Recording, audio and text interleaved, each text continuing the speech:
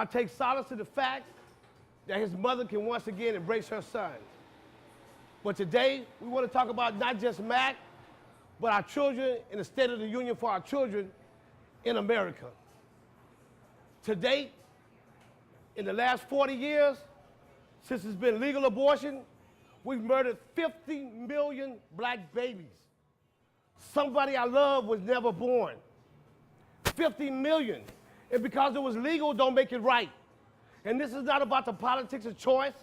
This is not about a woman's choice. This is about giving her more choices. Together we can give her a choice to where she can push this kid up to the kitchen table instead of the abortion table. Rum and Stryker gurneys have murdered and displaced 50 million people that look just like us, that never had an opportunity to live. We don't know what they could have gave us. We don't know what the world would look like with them. 50 million, and we stand by with the attitude of a mortician. Where's our compassion? There was something that happened to us in our history. They marched 4 million people that perished on the marches to the inland areas just to be put on slave ships and took into bondage. My appeal here today, I'm reaching out to the mothers. I'm reaching out to women because I truly believe that there's a compassion in them for our children that some of us lost. And at the end of the day, for you to murder hundreds and hundreds of millions of people, you got to take yourself to a dark place. And I'm going to be honest. I think some of us suffer from that same disease when it comes to our children. Our children are in a lot of pain out here, a lot of pain. And the reality is this right here. Not only the 40 million that perished, the 50 million, that's like killing the whole state of California and the whole state of New York. And they no longer exist. And these are not flawed kids. These are just unwanted kids. We have to do better than that. As a people, we have to do better than that. These are our children. And once you lose the children, we're on the road to extinction. What kind of future can we have without the children? So I'm here today to give tongue to their wounds, to speak to their pain. We're in a system that we send our kids to school, and our kids are being bullied in school to the tune of hundreds and hundreds of thousands. They can't go home and say to mom, I can't go to school today if I don't have that lunch money. Because when I go to school today, I got to get that lunch money to Tyrone, or he's going to beat me down. Kids don't come home and tell you this stuff, but they tell me. They tell me. We're in a situation now, 15, 16, 17-year-old kids, where do they go? Where do they go for help? Who do they go to for help? Together we can solve some of this. And it don't matter about how many it is. Professor Grant always says this to me. Him and Malcolm started OAU with enough people to fit in the Volkswagen. It's just taking a few committed people to change the conditions for our children. We have to step up to the plate on this one because at the end of the day, if we lose the children, if they at risk, we at risk. I have parents that say, once they get to the 9th grade, oh, you can't do what I say, get out of my house.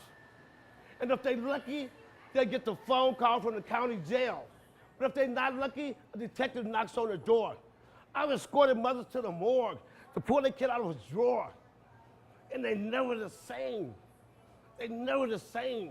If you look into their eyes, you can see down into their soul. They didn't lose their house. They didn't repossess their car. They lost their child. And they never get over this, ever. I've buried 60 kids in this city. 60 kids. I haven't had a weekend off in 26 years. 26 years. My son's my hero. I've had hundreds of kids live in my house. My son had to share rooms with kids he didn't even particularly like. But he understood that they need us the most. Everybody else has abandoned them, but gangbangers. You said the gang don't give you nothing. That's not true.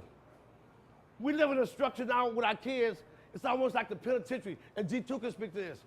It's dangerous alone. It's dangerous alone. And our kids in these communities that have turned to the gates of the cemetery, and it's dangerous alone. We have parents saying, well, don't mess with Tyrone, but Tyrone's the only reason I can walk these streets safely. Everybody think they go to the schools to recruit. No, they don't. They don't want those kids. They'll take them, but they still got parents there in school. They want the little homies that's running the block with nobody. And believe me when I tell you, they want your support. They might not act like it. They might buck it when you first come to them. Because what we have to understand is is this right here. Before we can start making corrections, we have to make a connection with them. We have to make that connection with them. They need us, they want us. Everybody say, well, Brother Kemet, what do you say to them? I'm sorry. I apologize because we let you down. We let you get bogged down in single emotions like fear and anger. And where were we? All they ever needed was us, just us. You don't have to have no cake. You ain't got to be Wakanda. You just got to care. You just got to care. And you got to stay consistent with that love. I got brothers at this table here, been with me since they were 4 years old. 4 years old. Been through thousands of kids. This is why I like my brother Akeem Jabal and Big Earn. Akeem and Big Earn stayed up 3 days one time cooking barbecue so we could feed 200 children. 200 children. Just us. Nobody else, no other support from no one else. That's insane. These are our children. If we don't step in now, it's over. It's over. Can you imagine being a child in so much pain? Khalif Browder. Yes, sir. Jay-Z was his friend. They gave him money. He had worldwide support. But he still put a rope on the heater in his mother's room and hung himself out of her window. Mama, I can't take it no more, was his last words. Can you imagine being in that much pain? It's like drowning, but you don't die. You just suffer. You don't die, you just suffer. And then we got people talking about get over it. We can't tell these kids to get over it. But what we can say is, when you come through the other side, we got you.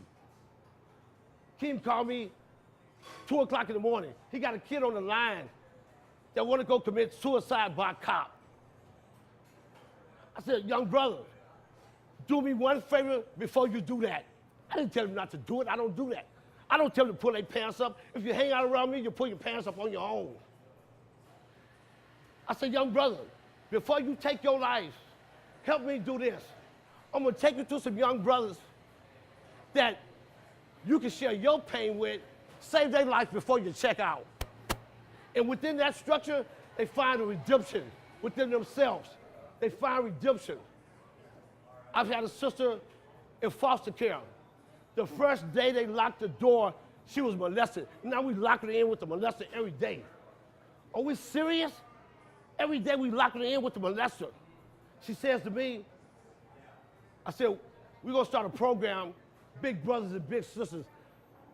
She said, we'd have had such a thing, maybe I would have tried to kill myself 11 times. Now the same sister, didn't even know the glory of her name. Her name was Candace. I said, do you know you're a queen?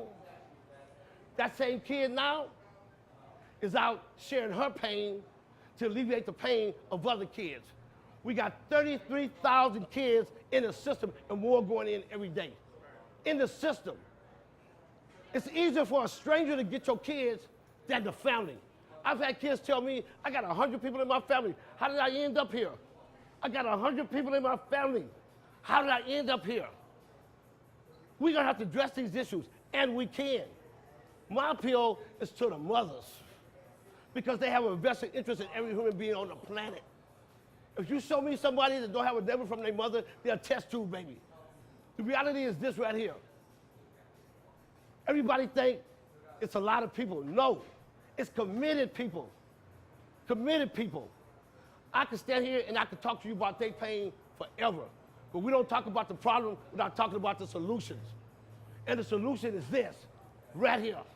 This is the solution. Let me show you how easy that is. If you take 10 people in here right now, and they reached out to 10 people, it's not like what Garvey them had to do. My grandfather was an organizer for Marcus Garvey. He had a thing called a creel. It was really a bait bucket. He would collect nickels, dimes, and quarters for Garvey. The first organization that Garvey built, the first manufacturing, was Little Black Dolls. So our kids could once again love the skin they in. That's how important it was, because Garvey understood we gotta heal them with our scars. We send our kids to be educated, and the only thing, and they in a way end up being indoctrinated instead of education. The only thing worse than no education is miseducation. We're gonna have to understand who our kids with and what we can do to alleviate some of that pain. We take 10 people in here, they convince you to go get 10 more people. The pastors know what that's about. Everybody said, well, where do I start? Next door? Next door. You get on your computer, you call 10 of your closest friends, and you say, look, we don't want you to do no work. We don't care if you're an Israelite, a Muslim, a Christian. Help us save our children. And we're not begging, because if you have to drag the dog to the hunt, he ain't no good. We want committed people, but they have to walk with that conviction. My aunt was in the Selma March. Before that, the amazing thing about this lady was, once her husband died, she came to live with us. Being a part of the Montgomery bus boycott, she had this little box. It had a gold bone in it. I thought it had gold bars. She nourished it, she cherished this box. And upon her passing, we opened up the box. You know what was in it? Little brown 6.5 shoes that she walked for 342 days of those days from here to Hollywood and back. That kind of commitment. Me and the King bring Mikasa Dada out here a couple of times a year. Me and Kay, King, we stopped at a restaurant to eat. When we walked out the restaurant, everybody in there was a born-again African. Trust me when I tell you. This is how committed he was. Here's a brother, they cracked his head, took him to the doctor, and the doctor shot him 5 times, and he's still a revolutionary. That kind of conviction. Mama C said to me, she said, Charlotte O'Neal, she said, when I was in the party, we had so much love for the people, we used to show out volunteering. We used to see who could volunteer the most. We better bring some of that passion back. We better bring some of that passion back. Roland Freeman told me he didn't care if they had to mop the floor, wipe the walls down, whatever they had to do for this party, because they loved the people that much. All that commitment, we better do more and in steroids to save our children. I could go on, but the time limit is limited. My appeal to you is this. Let's rethink our children. Let's rethink our children. We can do this. Do you understand that at just $10 and you ain't got to do no work, that's $120,000 a year? We can create a community center based on love, where the hours of 3 to 6, kids can go to be safe. 6 to 11, during the killing time, kids can go to be safe. We can provide that for them. And in that structure, we can have teachers that care. At the end of the day, it's like this. If we don't show each other mercy, who's going to show us mercy? If we don't show our kids mercy, who's going to show us mercy? Let's have some compassion. Let's save these kids' life by any means necessary. By any means necessary. We can expand on this more when I got more time, but I just want to leave you with this. They don't have to die. You can't be afraid of it. They don't have to die. They don't have to die. We can do something for that. We can do something about that. This party, we don't want you to do nothing. We don't want you to do no work. Mother's got this. All we want them to know is you support them. You endorse them. That's enough. And that's all they want. All they ever needed was us, just us. Thank you.